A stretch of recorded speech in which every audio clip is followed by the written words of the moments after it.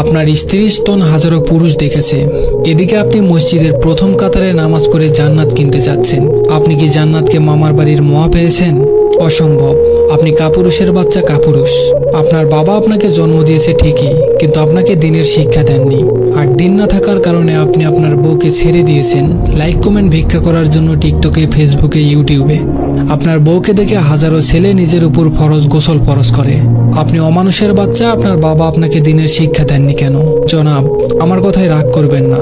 মোহর দিলেন আপনি, আর কল্পনায় হাজারো ছেলে আপনার স্ত্রীকে নিয়ে সহবাস করে। কথা কি বুঝেন আমার কথা খারাপ লাগে তাই না? গায়ে লাগে। এই কথাগুলো যারা শুনছেন দয়া করে দরবেশগিরি দেখাতে আসবেন না। ভালো না লাগলে সোজা আমাকে ব্লক করে দিয়ে চলে যাবেন। আর তা না হলে আমার বিরুদ্ধে গিয়ে পোস্ট করবেন, কথা বলবেন, যা ইচ্ছা তাই করবেন, আমার কিছু যায় আসে না। কিন্তু দরবেশগিরি দেখিয়ে আমাকে ভদ্রতার আওয়াজ শোনাতে আসবেন না। সারা দেশে চলে জিনা, সারা পথে